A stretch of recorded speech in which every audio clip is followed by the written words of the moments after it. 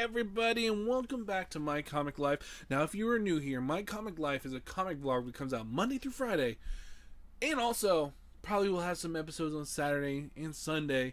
Now that I got this whole new setup, and it just has me re-energized to put out some more content.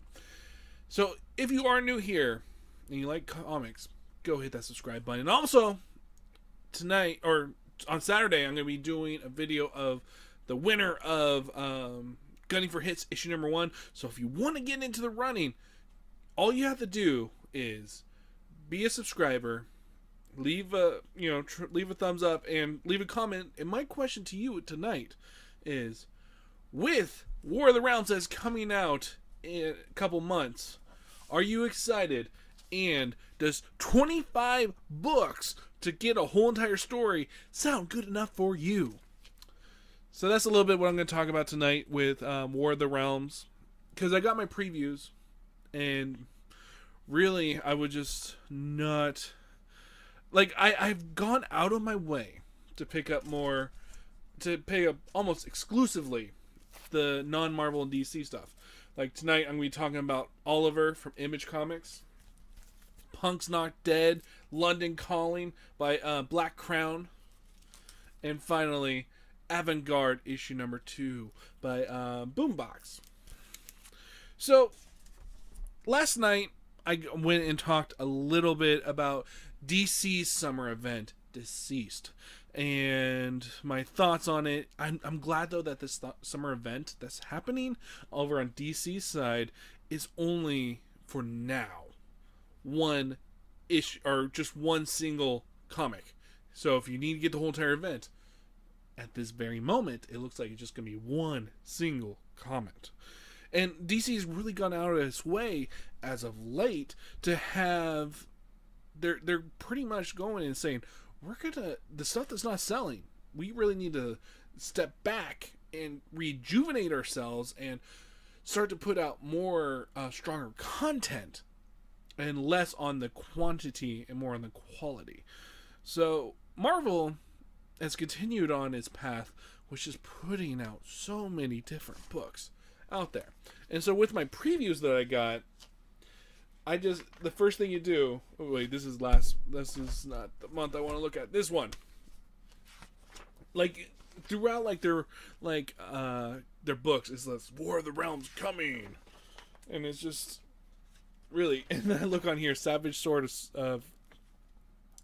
Avengers with Conan. You definitely tell that now that Marvel has Conan back, they're just like, we're going to put him in everything. Let's see. And look at this checkoff list. This is all for 1 month. And most of these books are at $4.99.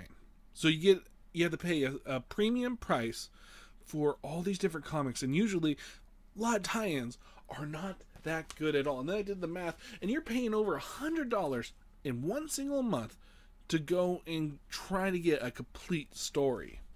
Where, if you go on the independent side, all you have to do is pick up one book, and you get a whole complete story.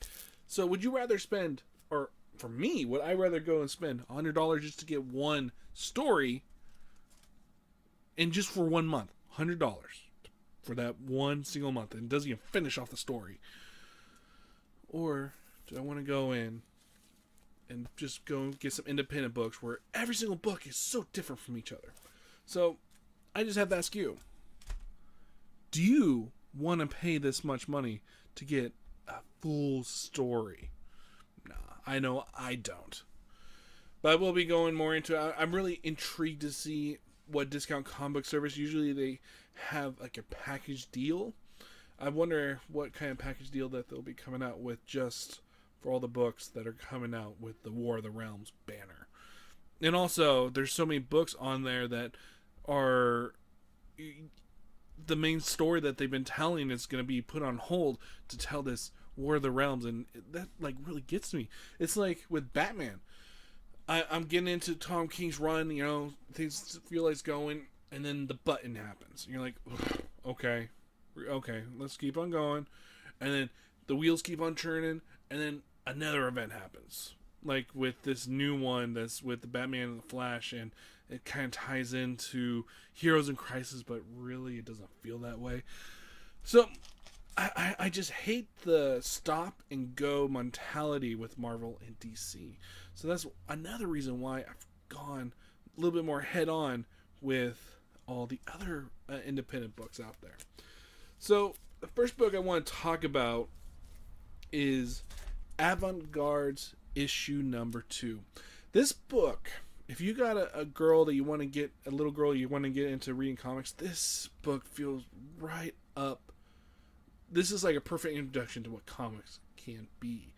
The characters in this book are so distinct, and when they're interacting with one another, it feels like true people are at times true people. A lot of times this book dramatizes. It has a very much almost like a CW type of feel to it, but it's kind of endearing, especially after reading all these books that are so dark. And just to have a little book like this, it just kind of brightens up your day. And like, I started out my reading with this book because I was like, I need to try and just like get into that right mindset, and that's what this book did. You have this story of this girl who just joined this Academy of Arts for, and she kind of wants to get away from what she was in high school, and a lot of things that you could tell from her characters. She was very sports oriented, and the whole entire the pressure that sports can put on you, she kind of just wants to, go in and just deal with her education, not anything with sports. Well, this group of girls want to get a basketball team going so that they can go and compete in other schools. Well, they get her, and they want her in their team because they know she's a really good basketball player.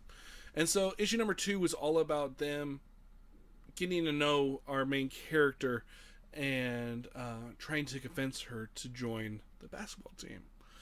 And it's just good all around. The art in here is very solid for the story that's being told. The story is nothing groundbreaking, but if you are looking for like a comic, as I said, that a new reader can read and is very new reader friendly, Avant-Guard is the way to go. And if you want a book that's just going to be a little bit break from all the doom that you get with a lot of comics, Avant-Guard is where to get it. Avant-Guard will just put a smile on your face, and that's sometimes what you need when you're reading all these dark comics. And then I went and read Punk's Not Dead, London Calling. This book, I've been really enjoying any book that has a Black Crown label from IDW, and I went into this book not knowing anything about it, thought it was a brand new series, but then come to find out that there was a previous 6 issues that came out in 2018. And so I jumped into this book, and you got a little synopsis about what happened in the past. And you have this kid who has this ghost from, I think the ghost is like from the 80s, following them around, and all these religious people are trying to get after him while he's just experiencing London. And somehow his father, it might be the devil. So I was kind of lost in this book just because I hadn't read the 6 other issues that came out before it.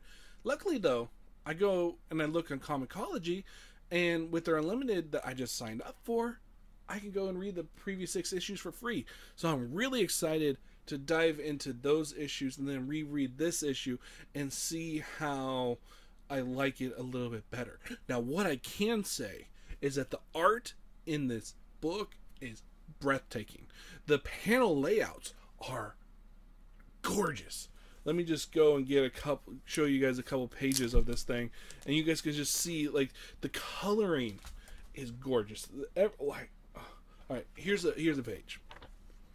Oh, I love this new camera, but it's just like every single panel or every single page has some really awesome designs to it, like this page right here.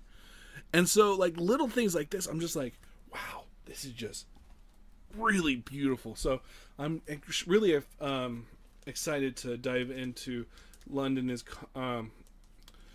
Calling, the first volume that came out in 2018. So also, I would recommend to you guys, if you liked what you saw in there with the art, hopefully the same artist, because usually I love with the independent comic scene is that a writer and the artist are usually on for the remainder of the book series. So you get a really good consistency that you don't get with a Marvel or DC at times. I bet you guys can tell you're like, you're this Dave, he's really snooty, you know, about Marvel and DC. No, I love my superheroes.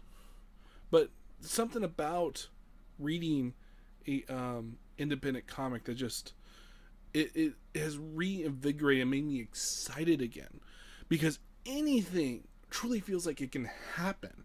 And I have had those experiences with some books where a main character will die and you know that no one's coming back, and you get to see some journeys that are just so perfect that you know you cannot tell those type of stories in a in the Marvel or DC format, because they're all Marvel DC is just a continuous story, and if you die, you know you're going to be coming back later on.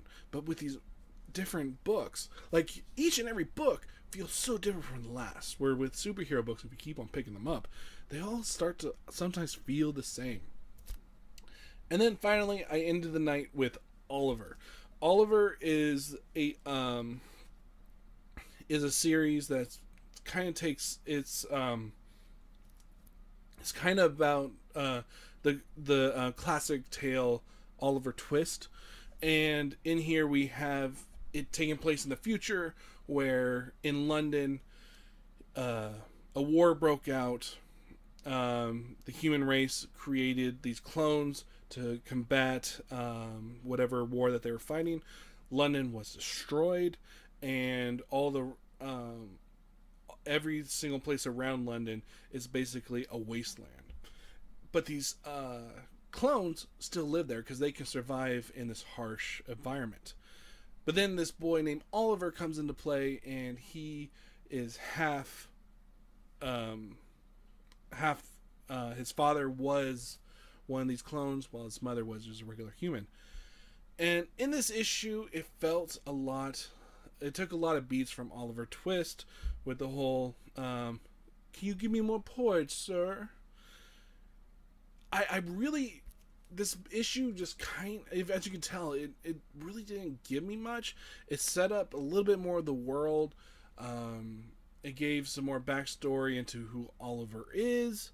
But other than that, I really haven't felt like this series has got a grasp on where they want to go. Oliver is very much an angsty teen who's at times kind of plays dumb. So this kid has been in this world with these clones from day one. And in this world, they go to work for the government to help with doing some grunt work or whatnot. And Oliver wants to go work with them. But the guy that raised him, it's like, no. You cannot do that. You know, for one, you don't look like us. And for two, it's really hard work. And he goes and, shaves off his head and is going to go and work there. And he acts kind of stupid. You've been in this world the whole entire time, and you haven't heard about what a hellhole that they're working in, and yet you want to go and do it? I don't know. Sometimes I felt like Oliver acted a little bit stupid at times. So I can say that I enjoyed issue number 1. I really enjoyed the art, but I don't know about the writing. The writing, just the second issue kind of just did a little bit too much. It built more on the world, and there were some elements that just felt a little bit forced. So would I recommend Oliver to anybody really? Nah, not really. But I would definitely recommend Avant-Guard and London's Calling. These two books are just really unique, especially as you can tell, I'm like, it's the opposite when I see myself, but Avant-Garde is just a really good comic. It's a comic that you just read at any time. London's Calling is a really psychedelic comic that I think that, like everybody would just, like, especially if you're really into comics, you will just love the panel layouts. And story is telling, it's kind of iffy, but the panel layouts are absolutely beautiful.